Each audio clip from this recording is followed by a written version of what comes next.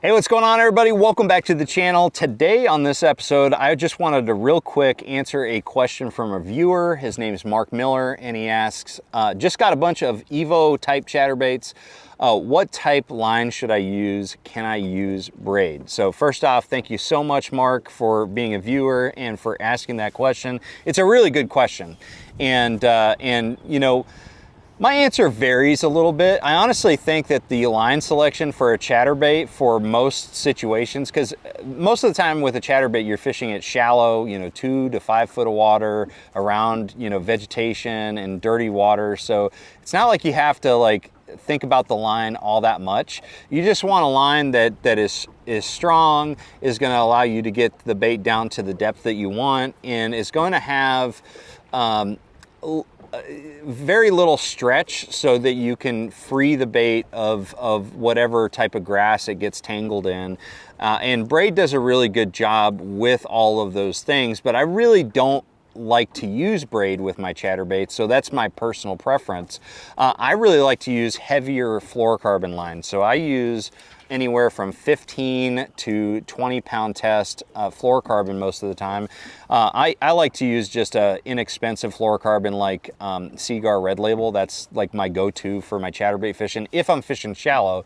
All this goes out the window if I'm trying to fish it like really deep, like a real specific kind of off the wall type of approach to fishing a chatterbait. But my general shallow water power fishing chatterbait arsenal is fluorocarbon. And the reason why I don't like braid as much is because I feel like I feel like a little bit of stretch is actually kind of a benefit for you with fishing a chatterbait. I like to use a pretty stiff rod. I use a 7.3 medium heavy full graphite fast action rod, and I feel like if I use that with braid, which I've tried before, I feel like there's just way too little forgiveness, because a lot of fish, they need a little bit of time to get that, choke that bait down. And I can feel the fish like breathing on it, or even thinking about attacking that bait with braid and a fast action rod. So I feel like a little bit of stretch that I get with the fluorocarbon really is super beneficial. Also, fluorocarbon is in my book, a more suitable type of line for fishing a chatterbait because it sinks.